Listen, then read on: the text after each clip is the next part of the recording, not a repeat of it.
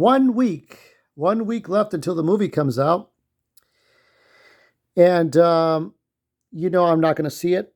I don't know if I'm going to do a live stream just in protest to kind of counteract this, but if I don't, I don't. Um, but I will be doing some absolute Superman reviews. Until then, I am reviewing, and I'm actually watching the first Superman serial, 1948. But we're not talking about that. We're talking about Atom Man versus Superman. For 32 years, because I started collecting comic books back in 1993. Since I was 15 years old, for 32 years, I knew this serial existed. And you know what I would see? Just like what you're seeing, little still pictures, still photographs in Hero Illustrated, which was an offshoot of Electronic Gaming Monthly, and Wizard Magazine, which was comic book friendly. Wizard was what we had before you went on YouTube and found your favorite commentator. We had Wizard Magazine. People would write their comments, but they worked for the company, so maybe their comments were biased or not. Maybe they were shilling, who knows. I knew about Atom Man versus Superman, and I knew that Luthor was the Atom Man because, of course, at that time, the serial was 43 years old. This serial is 75 years this year, 3/4 of a century. And there's Atom Man. There's Superman Kirk Alyn, which he was not credited as such. If children were watching this. Now, there's a big difference between something like this and something like what James Gunn is doing now. This is for kids, but it doesn't, there are a few problems with this, but we'll get into those, okay? For right now, I want to talk about this. And there's the hoodlum in the background with the kryptonite box. It's got a lot of things. It's got the sort of the Phantom Zone, or Lex Luthor's Phantom Zone. He's called Luthor in this trailer. He's not called Lex Luthor, not with Gene Hackman. Gene Hackman would be the first Luthor in media to be called Lex Luthor. Lyle Talbot, who you might have seen in Who's the Boss. Forgive Me, Tony, I think it was. And he was that old man, whatever he was in that. He was on Green Acres. But he did two characters. He played Commissioner Gordon in the Batman and Robin serial, and he also played Luthor, or Lex Luthor if you want to call him. And he wore the bald cap. He wore a bald cap for the entire 3 hours that this thing is. Like most serials are about 3 hours long if you had to bunch them all together. So I didn't watch this serial for 32 years because I couldn't get it on VHS tape. It was probably pretty hard to find on VHS tape. And you can find it on DVD. Here's the thing, though. I can't show you more than maybe about 30 to 40 seconds of footage without getting copyright. I can show you about maybe 10 seconds of footage without getting copyright claimed. And I could show you about maybe under a minute to not get blocked. Because Warner Brothers has stewardship. They have ownership of this.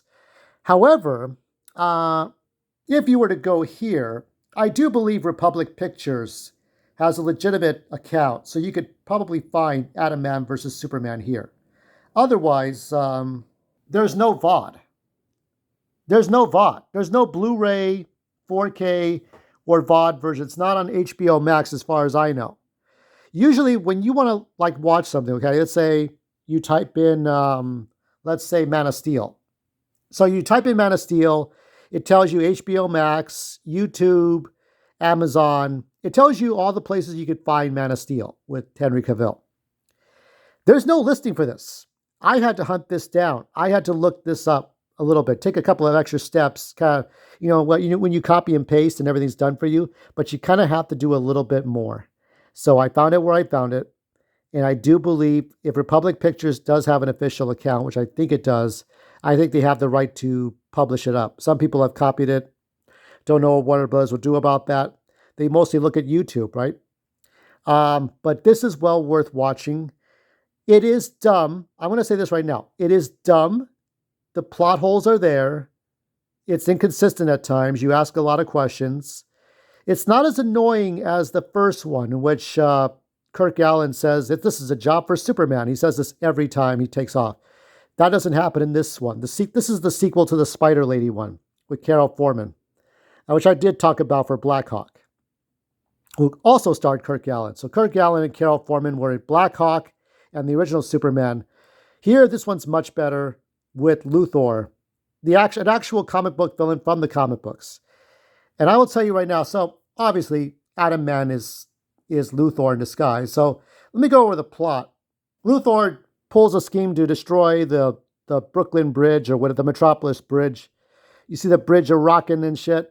Now, this is a low budget movie, and I watched an interview with Tommy Bond, who was one of the Little Rascals, and he was Jimmy Olsen in this. And it was done in a month. They had like 12 to 15 hour shoots where they go from one place to the next place, then drive to the next place, then drive to the next place. All shot out of order. They would shoot them all at once and get it all over with all the effects done later, or maybe in like with the cart, definitely the hand drawn stuff. So when you see Kirk Allen fly, it's a hand drawn cartoon, like the Fleischer cartoons, and it looks silly.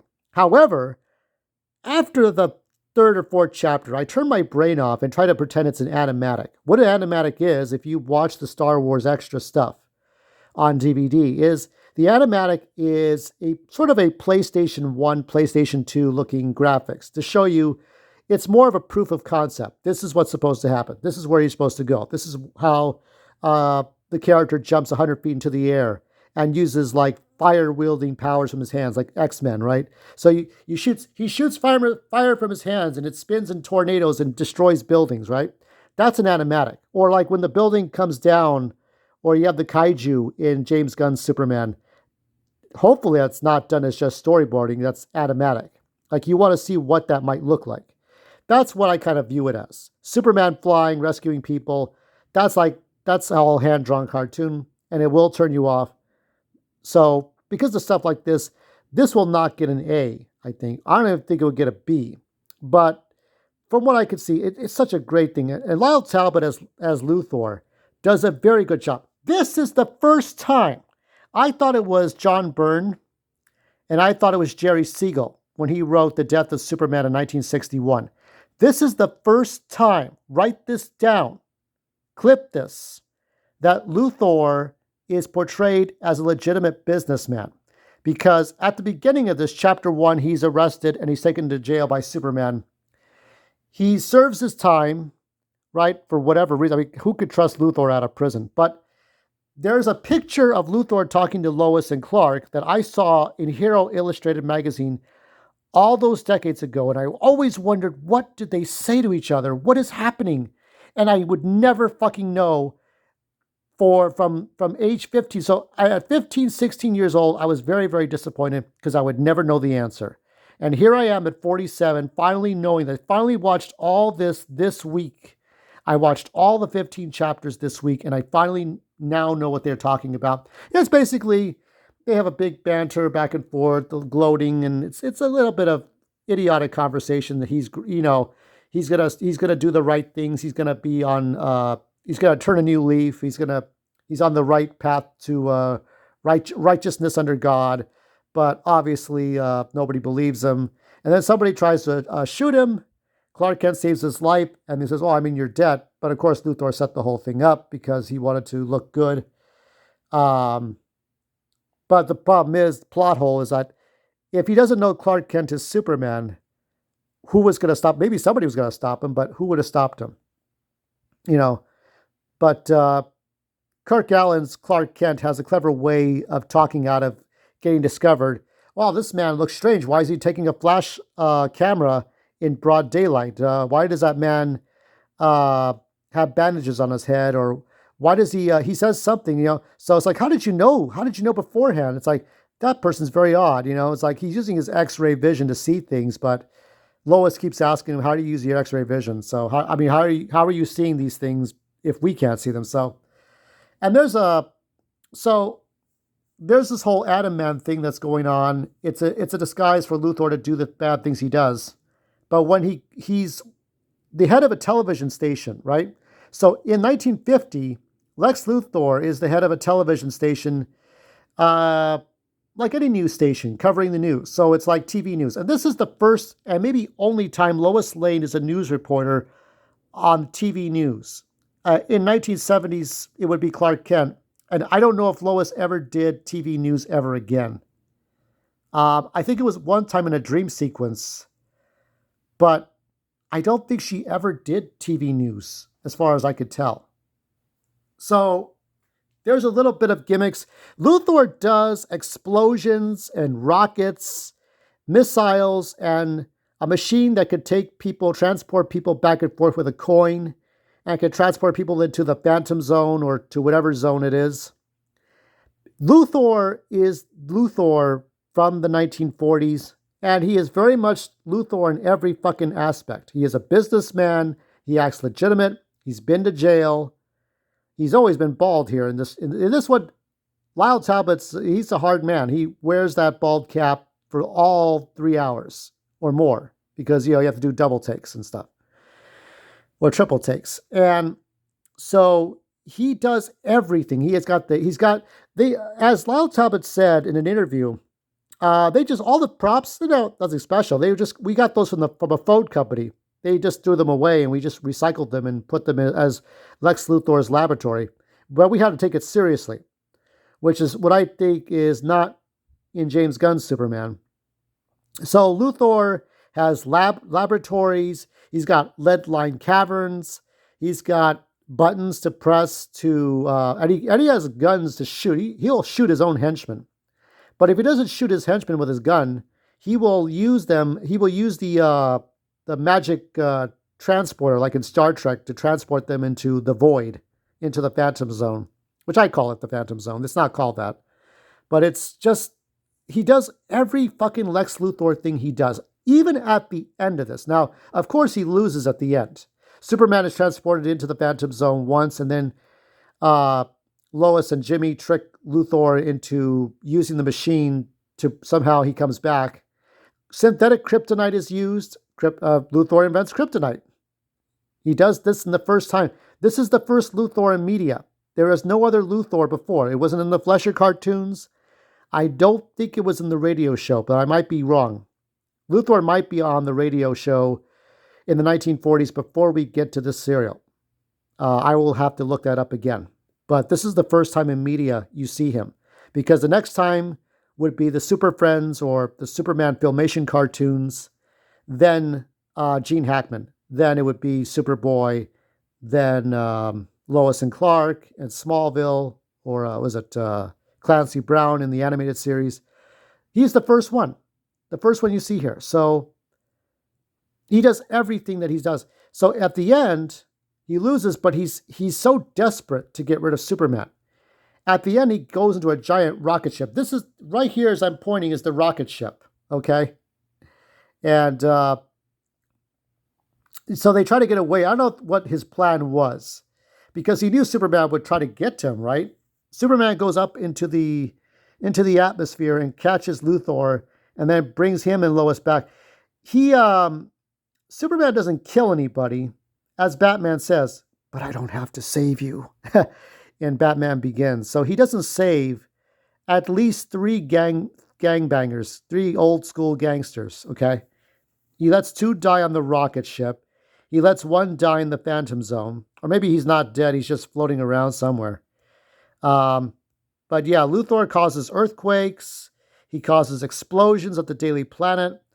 He does everything. He makes 1 or 2 mistakes, like, okay, he writes secret codes for his laser weapon, right? He's got a giant laser gun, right? So he's writing things down on a pad, takes it off it, puts it in his pocket. Lois takes the pad, but of course she would, so that, and it's so dumb what happens here, because Kirk Alyn looks to the pad, you can see the letters, but all you have to do is get a white piece of this. They teach you this in school, that if you want to know what somebody wrote, you get a white pad, put it over the paper, and then draw over the pencil marks, the pen marks, right? So you draw over you sketch, you rub with the pencil, and you can see what somebody wrote. That's an old trick, and it probably works too if somebody's careless, right? And who was careless? Luthor was careless in leaving things behind and leaving some evidence behind. He was able to fool people that he was Atom Man for a while, except the audience. What else? And he was just so desperate at the end of this that Superman, of course, caught him when he got desperate. I think this is the best portrayal of live action Luthor that we see. It's only eclipsed, I think, by Michael Rosenbaum. Okay.